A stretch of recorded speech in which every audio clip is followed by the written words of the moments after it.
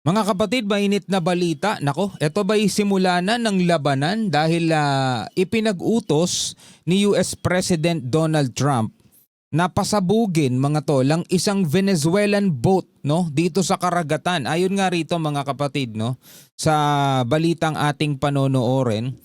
No, the US has released footage of a missile strike on Venezuelan boat in international waters na ikinasawi mga kapatid ng 11 tao.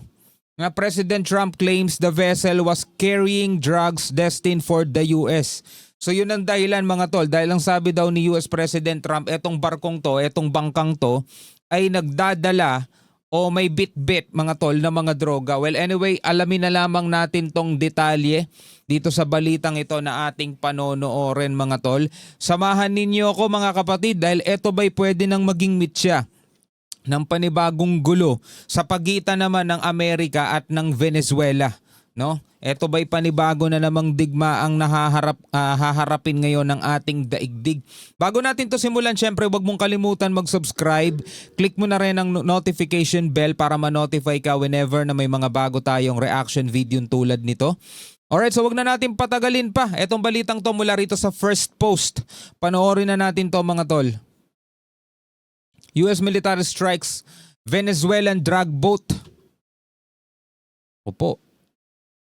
Now let's turn our attention to Latin America. The US military has struck a Venezuelan boat at sea. The vessel was hit by a missile. It burst into flames instantly. President Donald Trump says the boat was carrying drugs.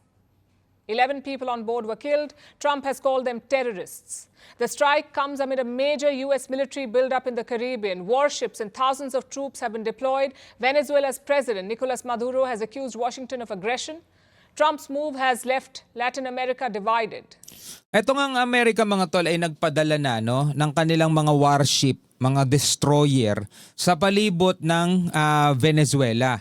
Habang ito naman si Maduro, president mga tol ng Venezuela, is nag-deploy na rin ng 15,000 troops. Medyo may karamihan na rin at saka ng kanyang mga tangke, ng kanyang mga warship din para harapin itong mga barko ng Amerika. Habang ito na ngayon ang pinakabagong pangyayari, ito pwedeng itanggi to ng Venezuela. Pero ang sabi ni Trump, etong barkong to, etong bangkang to, maliit lang kasi, na may sakay na 11 katao, 11 katao, na lahat nasawi mga tol, no? Dahil ito'y ini-strike nga ng missile ng Amerika. Ito daw ay may dalang droga, no? Tulad nga na sinabi natin mga kapatid nitong mga nakaraan, ang sinasabi ng Venezuelan president na si Maduro, ang gusto daw ng Amerika, hindi naman daw talaga yung drug cartel kundi palitan daw yung rehimen doon sa kanilang bansa, which is siya nga yung pinuno, di ba? Pero ang sabi naman ni Trump o sabi ng US, wala kaming pakialam sa inyo dyan. Ang hinahabol namin yung mga drug cartel na nagdadala ng droga sa Amerika at kumikitil araw-araw ng mga Amerikano. So eto na nga, nagbigay na ng sample si Donald Trump at iniutos niya na tirahin etong isang bangkang to dito sa karagatan at yun nga ikinasawi ng 11 katao. Some countries support the military action. Others say it could destabilize the region. Here's a report. Ito yung bangkang yun. This is the moment a Venezuelan boat was blown apart at sea. A U.S. missile locked on target, and within seconds, the vessel erupted in flames. President Donald Trump says the boat was carrying drugs. He says it was headed for the United States. 11 people on board were killed. Tinuturo niyang terorista. Trump called them terrorists. The Pentagon released this footage. It shows the boat speeding through international waters. Pero ang tapang naman itong bangkang to, no? For engines were pushing it fast across the waves. Then came the strike. No Americans were hurt. Trump posted about it on Truth Social. He wrote, "Please let this serve as notice to anybody even thinking about bringing drugs into the United States of America. Beware. Nako, nakabantay sila mga tol sa mga papasok na droga sa Amerika mga tol. Alam nyo naman ang ipinagbabawal na gamot, isa yan sa napakalaking problema ng maraming bansa. Even hito sa mga tol sa Pilipinas. Yun nga lang mga kapatid, no, ang bawal na gamot kasi rito sa Pilipinas ay hindi na ini-import, hindi na ipinapasok, dito na mismo niluluto. Dito na mismo ginagawa at may sabi-sabi pa nga mga kapatid. Eto sabi-sabi lang naman, di naman tayo nakatitiyak kung totoo, di ba? Na iyan daw ay ginagawa pa mismo sa kulungan o sa bilangguan, no? Sana hindi totoo mga tol. Pero sino ba nagsabi niya? Alam ko senador na nagsabi ngayon niya, nasaksihan niya pa daw na doon daw niluluto mismo sa Bilibid eh. Pero eto na nga, no? Lipat tayo ulit ng usapan. Dito sa Amerika, eto ngayon ang sinusugpo ni Donald Trump. At inaakusahan niya na nga mga kapatid, etong Venezuela na diyan nanggagaling yung mga droga na pumapasok doon sa kanilang bansa at eto na nagbigay na siya ng tawag dito example. Please let this serve as notice to anybody even thinking about bringing drugs into the United States of America. Beware, sabi niya ganun. It was both a warning and a victory message. The strike follows weeks of U.S. military buildup in the Caribbean. It includes warships and thousands of troops. It is the biggest show of force in the region in more than 30 years. Ito yung pinakamalaking pagpapakita ng puwersa nila, no? Venezuela's President Nicolas Maduro reacted on state TV. Ito nga, di ba meron ng si Maduro, parang napanood ko yung isang araw, meron siyang yung wanted notice, yung may may patong na sa ulo niya mga tol, no? Milyon din yung halaga nun eh. He accused Washington of aggression.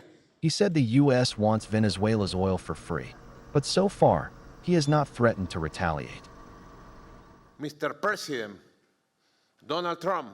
Mr. President Donald Trump, you must be careful because Marco Rubio wants to stain your hands with blood. Ooh. Binabalaan niya si Trump, no? Mag-iingat ka dahil si Marco Rubio parang gusto ng ganun, gusto ng kaguluhan. Trump, you must be careful because Marco Rubio wants to stain your hands with blood. Wants to stain your hand with blood. Gustong mantsahan ang kamay mo ng dugo. Sabi niya ganun, mag-iingat ka rito kay Marco Rubio. South American, Caribbean, Venezuelan blood.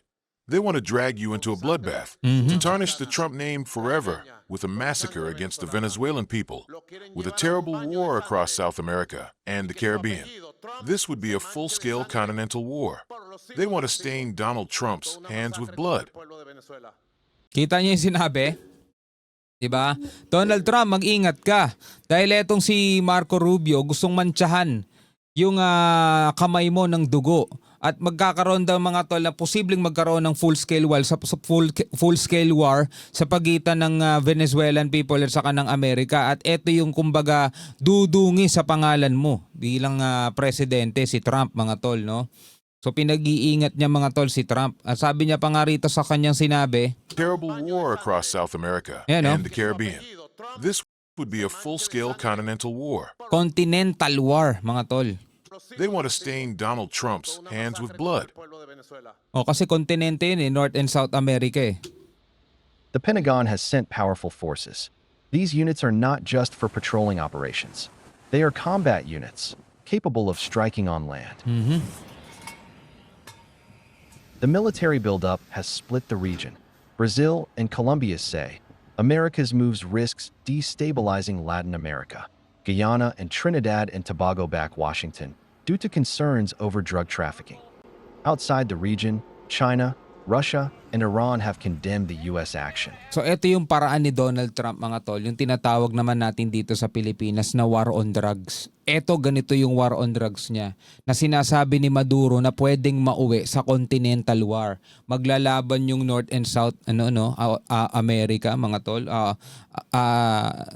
South America versus Caribbean. Dito sa Venezuela to kasi yung Venezuela nandirito sa may bandang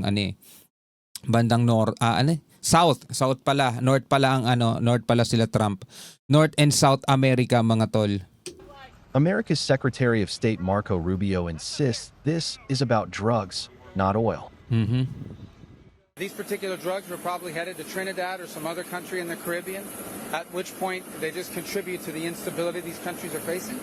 So the president's been very clear that he's going to use the full power of America and the full might of the United States to take on and eradicate these drug cartels. Trump says the target was part of Tren de Aragua. It is a Venezuelan gang that began in a prison. Today it runs drugs, human trafficking, and organized crime across the continent. Ooh. U.S. officials say some of its members have even reached American soil. Markets also reacted. Venezuelan bonds rose to their highest level in 6 years. Investors see more pressure building on Maduro's government. One strike, one boat destroyed. But the message is larger. Trump is showing force. Maduro is under pressure. And Trump is showing force. the region is on edge. So ito yung pwedeng mangyari dyan mga tol. Etong ginawa ni Trump na pagsalakay nga sa isang bangka, sinasabi niyang yun ay naglalaman ng mga ipupuslit na droga papunta ng United States. Ito'y warning, ito'y babala ni Trump mga tol na talagang seryoso sila.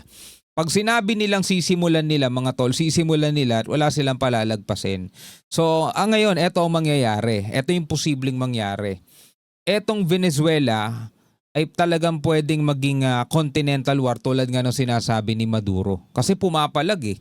Diba? Pumapalag at ang paniniwala nila, hindi drug cartel ang habol nyo rito. Gusto nyo yung langis ng Venezuela at gusto nyo mapalitan yung rehimen dito sa Venezuela, no? So eto mga kapatid, ang tinututukan ngayon ng buong mundo rin, no? Nakatutok din dito ang daigdig. Dahil ito'y panibagong pwedeng pagmula ng isang malawakang labanan. North and South America, mga tol, di ba? Anyway, bilang mga tao rito sa ating daigdig, ano ang inyong masasabi dyan? Comment na lamang kayo sa ibaba. Hanggang sa muli, ako nga pala si Shobal D. Peace out.